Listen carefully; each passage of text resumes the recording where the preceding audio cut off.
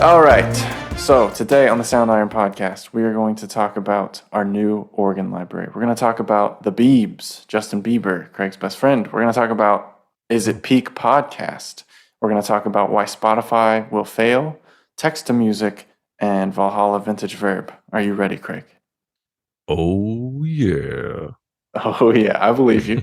All right. So the first thing on the agenda was just a light snack, and that is Mr. Bieber, Justin Bieber, sells rights to his songs for $200 million.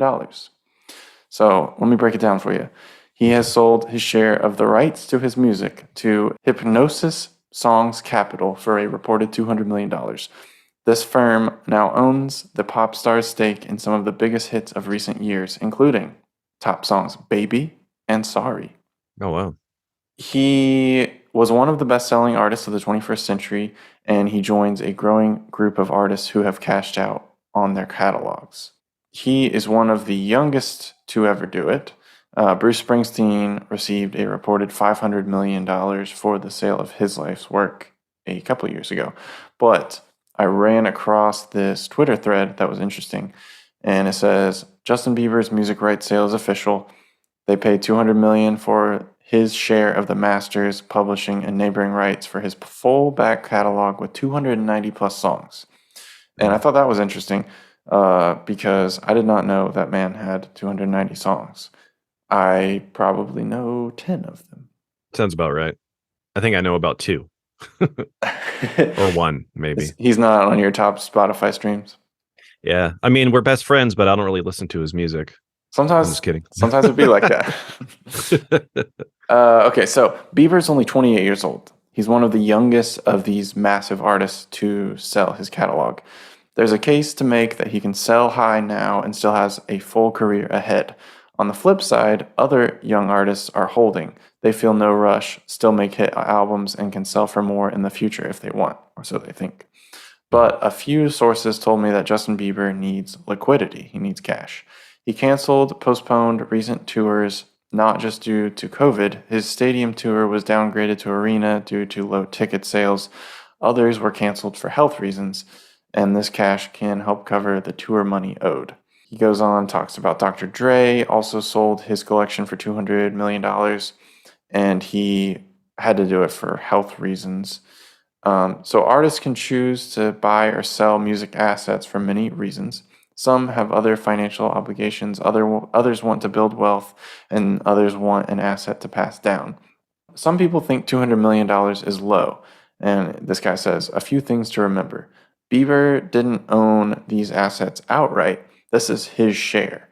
UMG, Def Jam, Scooter Braun all have big stakes.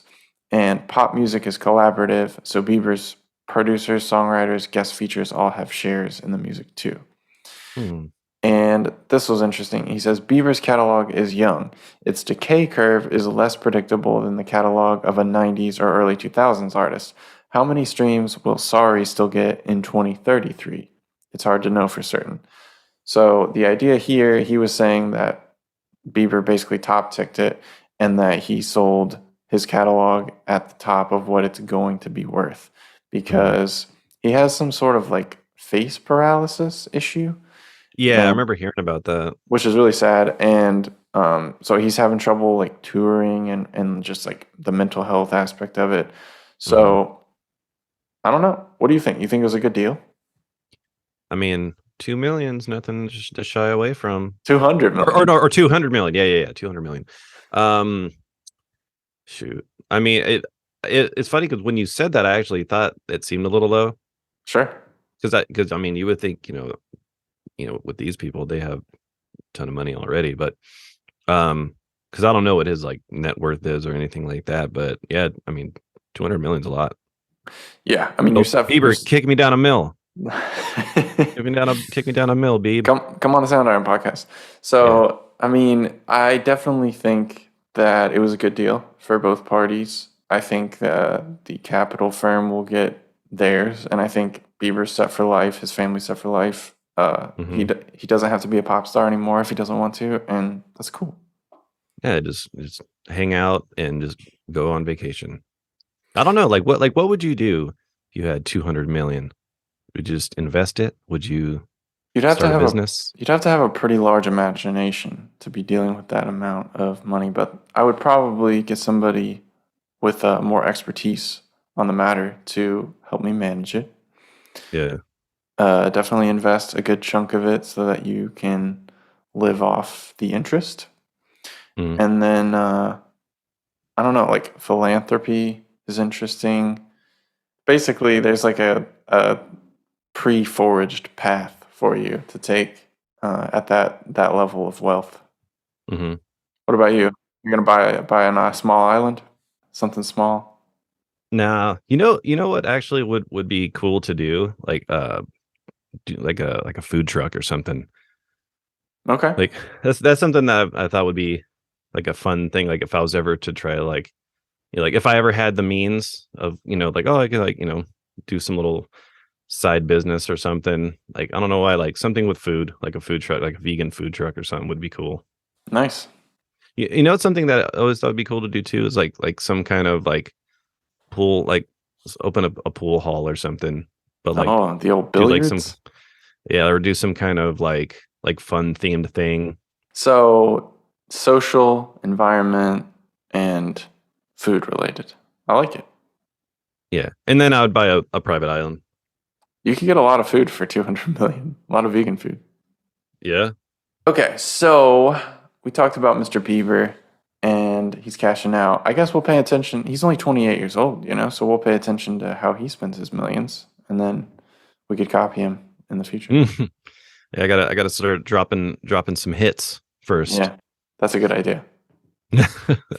All right, so the next fluffy piece we have is peak podcast. Have we hit peak podcast or is the industry just on pause?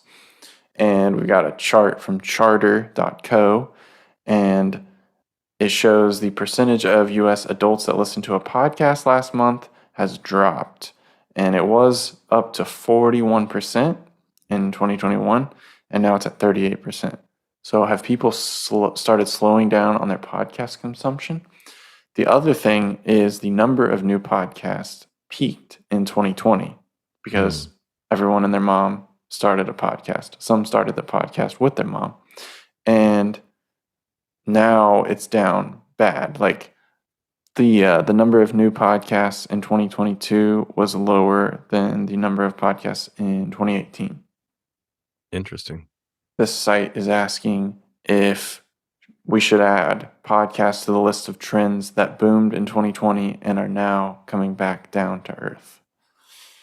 Yeah, it probably just depends on like where people are consuming content. Like, because I know, what is it? YouTube's supposedly like one of like the second most viewed websites or something like that. It's definitely up there. Yeah, so I mean, it could be just in the way that people consume content, or maybe it's just like more like listening to music, or they're just watching more videos on YouTube or other things like that. Because it's like there's so many things. It's like streaming services. Like there's a new streaming service like every month. It's a lot of competition. And it's like where people are going to watch movies, or how they're listening to podcasts, or if it's more music. I don't know. So this says the number of new podcasts launched fell by nearly 80% between 2020 and 2022 and seems to keep dropping. Has podcasts moved from gold rush to mature market? They are basically showing this graph, new podcast by year, that's just straight down the last like 6 months. But I think it makes sense because people are interested in getting out of the house now and going on vacation, chasing experiences, leaving the cave. And you're not going to be podcasting from the road. Yeah, unless that's where you listen to podcasts. Well, you're going to be listening to podcasts. I listen to podcasts all the time, but you're not going to be recording your podcast episode. Oh, yeah, that's true. And the two of us can confirm podcasting is a grind, right? I mean, what we're doing here, this friendship shtick, this is an act. Yeah, like this is, you know, it's a grind because I have to do it. No, I'm just kidding. This is the only time we talk. We talk once a week for an hour just to do this. Yeah, as soon as it's done, shunned. Yeah. I blocked Craig's number right after this. Yeah, boom, shunned. And I mean, definitely, you know, any kind of putting out videos or podcasts, like it requires energy, and Yeah, like if you're trying to do it, right or whatever, consistently. like yeah, it's like it's definitely a lot of work because it's like deciding on what to talk about or reaching out to people to do interviews, things like that. But it's just like, yeah, it's just like anything, like, or even like when I was doing like interviews, filming people and stuff, it's like, you got to like hit them up, set it up, go there, do the thing, edit it. Like there's a lot of, that goes into it, you know. Yeah, if you It's, squint your eyes, it starts looking like work. yeah, it's definitely work, but it's one of those things. It's, it's fun. It's fun to do because it's like you get to, hang out with people, see how they work, things like that. Steal some ideas. Yeah, still like, hey, what's that thing on their desk? Like, I got to get me one of those. I think the one thing that I always see, or I've seen a lot in composers' studios is like guitar viol, Hmm. and I'm always just like, oh man, I want one of those so bad. I also want one until I see the price tag. Yeah, it's not cheap. I think that is actually the goal is to become a luthier and just make my own. Mm-hmm. No, that's a great that'll be a grand for sure. Let me know if you do it, and I'll snag one from you. You'll You're gonna pre-order? you're like, it's gonna be $10,000. Whew. No, I'll send you a beta. Nice. We'll take it. So the final kind of cherry on top of this is, to put it another way, of all the podcasts that have stopped publishing since 2010, 78% of them stopped in either 2020 or 2021. The huge spike in creation coincided with the huge spike in destruction. So 2020 was the year of creating a new podcast and also killing off a podcast that you used to do. And it says, none of this means that podcasting is dead or dying. There will still be new shows and new successes, but these numbers suggest that the gold rush era has been replaced with a mature market. And so the real takeaway is, you got to just keep grinding it out and just outlast all the other people. Mm-hmm. Can't stop, won't stop. Soundiron Podcast, here to stay.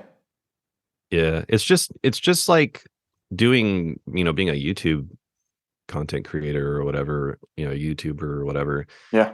because that's one of those things, like that requires a lot of work too. And you see a lot of people that kind of get burned out or, start doing videos talking about burnout and, those types of things because it's a grind and it's very like isolating, Yeah. you know? It's so much work. Yeah, unless you're someone who does like a traveling YouTube channel or something, or you're, like you see ones where it's like a couple that go around traveling or, film themselves doing stuff like that. But still there's a lot of that isolating because you're like editing or you're, trying to get your stuff out there through social media and stuff Yeah. like that. So it's like it's a lot. So you definitely got to be in it for the long haul, especially if you want to see any success from it. Yeah, and I was listening to a podcast, coincidentally, yesterday, and he was saying that people have to hear about your stuff like 3 to 7 times before actually getting to your site or getting to whatever content you're trying to ask them to consume. Mhm. And ideally, that would happen over like twice in 1 week or once every 2 months or some sort of thing where it starts sticking in their memory. Mhm. And people get bored and quit making the content before that can happen. And so, like, a lot of the times it takes somebody a year, like a full 12 months from the time they first hear about your channel to the time that they actually check out your channel. And by then, a lot of people have quit already. Yeah. So that takes me to the next point, which is brief, but Ben Jordan did a video that went pretty viral called Why Spotify Will Fail. Mhm. Have you seen that? I think I saw it pop up, but I didn't watch it. So it's definitely worth watching. Didn't he do like a follow-up video to that too? Yeah, he Like did a talking about video. like cuz I guess the comment section was going wild. Yeah, so he did a replying to your Spotify questions and comments, which was pretty funny too. But Mm. the basic premise of why Spotify will fail is their concept of blitz scaling, which is growing as fast as possible at a loss in order to bring in subscribers and paying customers, and then after Mm. all your competition is dead, then crank your prices. He was basically Mm. like, that's actually not going to work for this business, and it's already dissolving because the growth has stopped. And once the growth stops, then your financial backers start pulling out. Your Mhm. subscribers don't want to pay more, turns out, and it just ends up flopping. Yeah, I think it's one of those things where, yeah, when you start doing stuff like that, like just randomly hiking up prices, it's like, I mean, I don't like that kind of stuff because especially when you're like, oh, like let's say you get some new streaming service and it's like, oh, it's only 4.99. You're like, oh man, Yeah. that's nothing. Like that's a cup of coffee or whatever. And then next thing you know, it's like due to blah blah blah blah blah, we're increasing prices, and then it's like, oh, now it's 14.99. Like, that's not what I Right. signed up for. Right. Totally And different like ballgame. I already got 5 other ones that I got Hulu and HBO Max and Yeah. whatever little add-ons, or things like that. It's just like it's very easy to quickly jump ship just because you're like, well, Yeah. How yeah, much is this worth to you? yeah. So yeah, I don't think that's a really good business model. I don't think. Definitely not a good business model, but it worked for a while. Yeah, unless you're just like, all right, I'm just gonna try to like get as much as I can, and then I'm out. Just disappear. I'm gonna go live on an island with Justin Bieber, take Nice. all my millions and run. You brought it right back around. That's good. Oh, Okay, so Google. I don't know if you saw this, but Google has come out with generating music from text. It's called MusicLM, and the abstract is we introduce MusicLM, a model generating high fidelity music from text descriptions, such as a calming violin melody backed by a distorted guitar riff. hmm. MusicLM casts the process of conditional music generation, and they talk about science and stuff. We'll skip all that. We're not science nerds.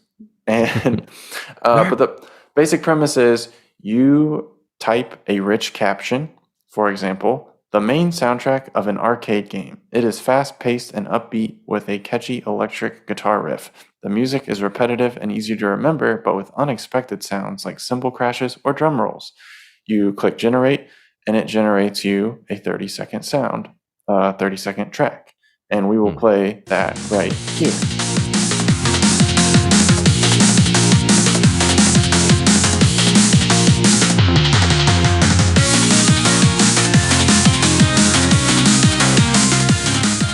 It's not bad. I've heard worse music. They have some other examples. They have long generation, like melodic techno that is 5 minutes long, lots of loops. They have story mode, which it says the audio is generated by providing a sequence of text prompts. These influence how the model continues the semantic tokens derived from the previous caption. So you can say text prompts, time to meditate, 0 to 15 seconds, time to wake up, 15 to 30 seconds, time to run, 30 to 45 seconds, and time to give 100%, 45 to 60 seconds. So every Hmm. 15 seconds, the music is changing based on the story. So you could score your day. Interesting. I wonder if people are using that for getting like music ideas or something. Because I mean, I wonder if like, well, where it's coming from. If if someone's like typing up some prompt, like for like a video game track or like arcade game or something, then they Yeah, like cop it and then get hit with like a flag or something. from Google. Yeah, Google's like, That's a I made that. valid point. So right now it's not available for the peasants like you and I, but Google has some examples and they'll let us know when it is available to play with. Yeah, I would be interested in checking that out. Oh, the other thing, Music LM can also be instructed via a combination of picture and caption or generate audio that's played by a specific type of instrument or in a certain genre. And the experience level of the quote musician can be set, and you can create music inspired by places or requirements like motivational music for sports. And the other thing you can do is you can upload your own melody, like say a violin phrase or something, Mhm. and it will make music using that. Interesting. So stay on the lookout. It is pretty interesting and it's moving fast. Yeah, that I could see being a cool thing for, like if you make like a piano melody Yeah. and then you like drop it in, see what kind of chords it puts over it, or unless it just goes like super basic. Well, It's just like you could one prompt it, four right? five. It's just Yeah. like ChatGPT or Midjourney. You could just keep doing variations on the prompt. Like if it does something silly, or if it does something too simple, you're like more complex. Yeah. Jazz it up. Jazz it up. Right, exactly. We have a new library coming out this week called Fatty 311. It's our newest vintage keys. It is a Con prelude organ, and I was hoping you could talk about the backstory of delivering this beast. Yeah, this was an organ that I found just randomly when I was living in Burbank, and yeah, I was just going for my usual daily walk. Do. Oh, there's an organ on the sidewalk, and and it looked pretty good condition. I was just kind of like, oh, like I wonder if it works. So, uh, my girlfriend helped me carry it over across the street, plugged it in, and it made sounds. We're like, oh, right on. But then I was like, I don't know where I'm gonna put this thing. Yeah, exactly, because they're huge. Yeah, I mean, it's not like the biggest thing ever. It's not like, grand piano or anything, but I was just kind of like, yeah, I don't know how much use I'll actually get out of it. So hit up the boss and I was like, hey, you want an organ? He's like, yes. So I collect organs. yeah, you and me loaded it up in your car when we drove out there to do some Top secret work. filming. Yeah, doing some filming. And yeah, and now I can use it without having to have it in my room. So that's pretty cool. And it sounds pretty neat. There's a lot of really cool stuff, especially for that old kind of retro video game stuff. A lot of these organs, like, they have, little different little quirks to them. Some fit that sort of video game sound really well. Some have that Hmm. old kind of, cheesy sort of organ sounds, stuff that, you want to use for things like that. And yeah, it's really cool, and I really like a lot of the ambiances in the library too. Like some very like chill, moody sort of. It's funny, like you hear like the normal sounds, but then like the ambiances are always like I always look forward to checking those out because I like me some ambiances. Yeah, they help flesh out the library and kind of expand what you can do with it.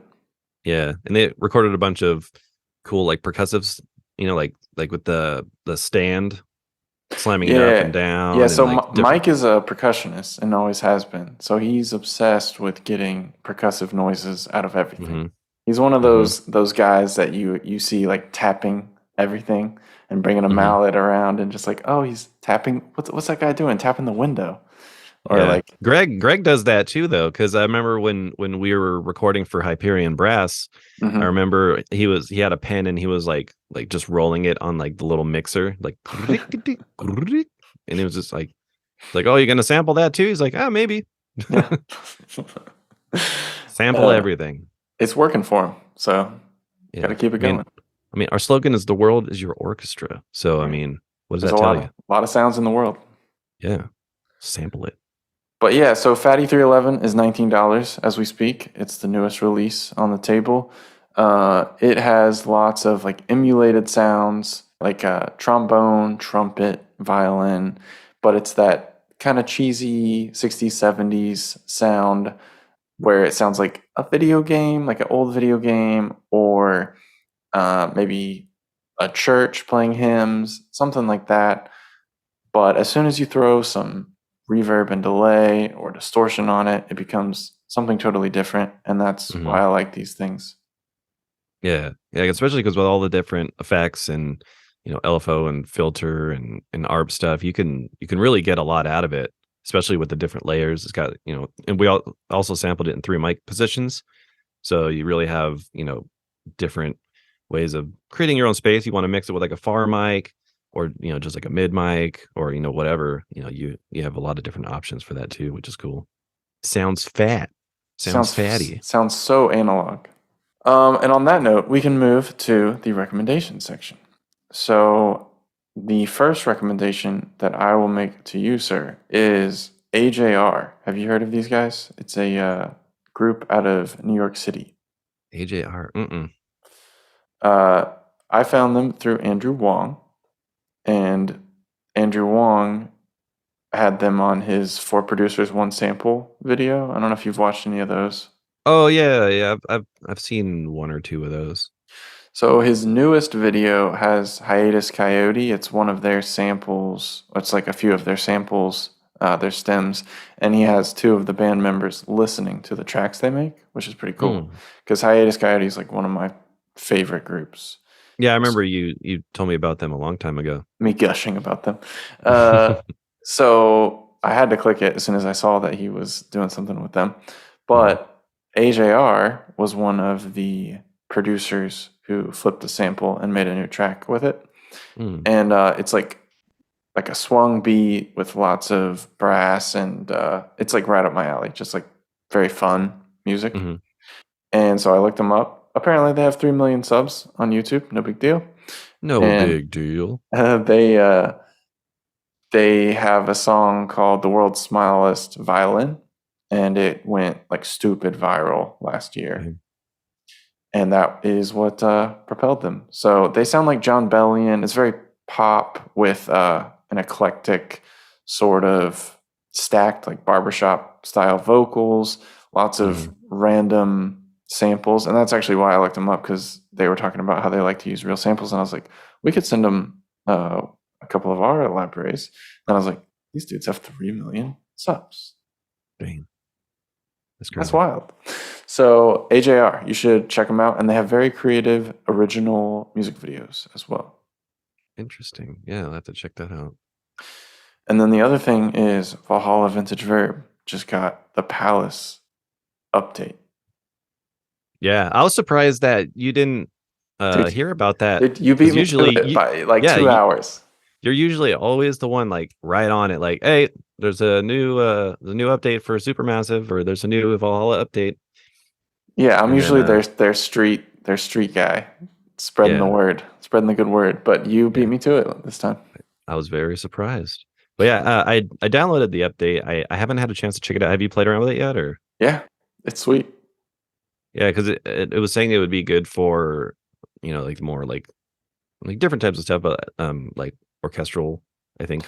I feel like they're kind of cannibalizing Shimmer a little bit.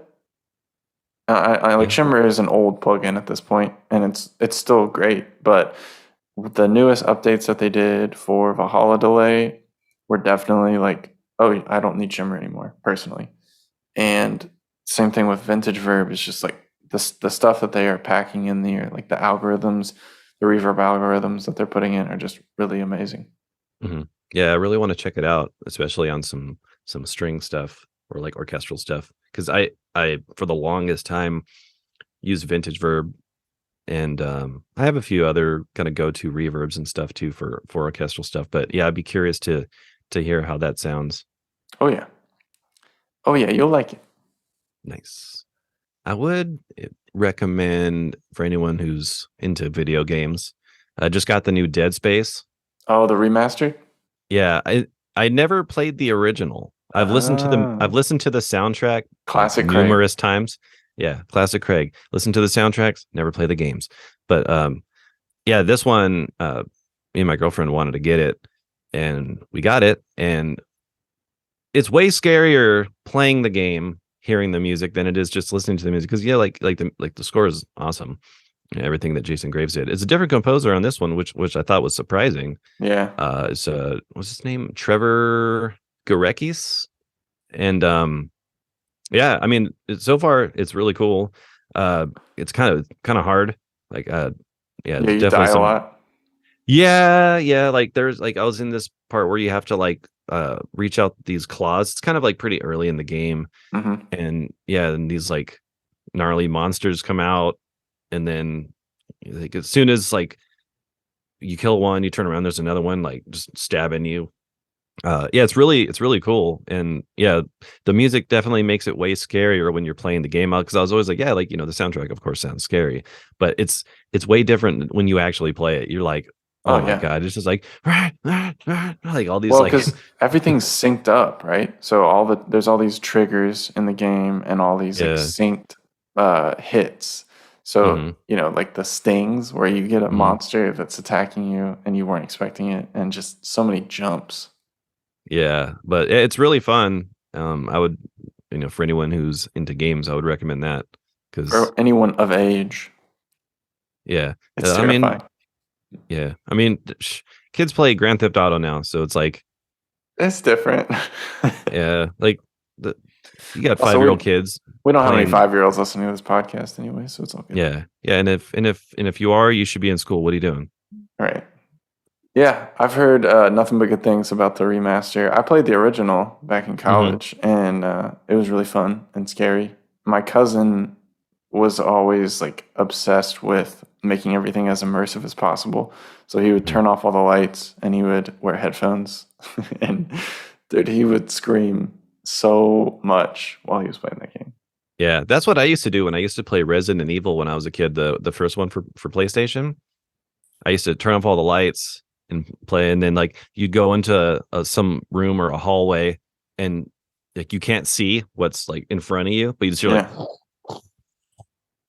like little like feet coming toward you, and then hear the you're just panic. like, yeah, you're just like, oh god, because it's not like other games where like it's like first person or something like that. It's a little different. So yeah, I just remember it being super scary. I was actually thinking about getting like a surround sound. Mm-hmm. Because like sometimes when like you're playing games, I'm just like, man, like, because I used to have one a long time ago, and what's the first thing I did was I watched the remastered version of The Exorcist by myself, which was not a good idea. I would not recommend that. But it was just like, you get all freaked out and you just hear like all these like little like sounds passing around, and it's like, super immersive, and you're just like, oh god. So yeah, so I'm thinking about torturing myself, getting a surround sound, and then playing Dead Space, and then just that's brilliant. You can be like, no, babe, it's for work. I have to have 5.1 for work. no, I was telling my girlfriend about it, and she was like, yeah, but I don't know like where, like what kind or anything like that, because I know like there's some that it's like a sound bar that I think does like kind of like spreads the sound around the room. So I might get something like that just so I don't have like little speakers all over the place, dogs knocking them over or something. So I'll have to do some research. Do some YouTube research. Yeah. If anyone's listening to this, let me know in the comments. What's a good 5.1 system that I should get? For work. I need your recommendations. The YouTube recommendations. Yeah. So I think that wraps us up for today. If you're not subscribed to the YouTube channel, subscribe. It's so easy. You just click it. And then you're done. Yeah, just I don't know how many times I got to tell you to just hit the subscribe button. What's wrong with you? I'm just kidding. If you're still listening at the end like this, we appreciate you, and we will be back with more hard-hitting content just like this. We'll be keeping up with Bieber, what the latest on Bieber is. Hopefully Ben Jordan will come on the podcast at some point. If you have a personal connect with him, please let me know. And Craig, I'll catch you next week, my friend. Catch you on the flippity flip. All right. Peace. Later.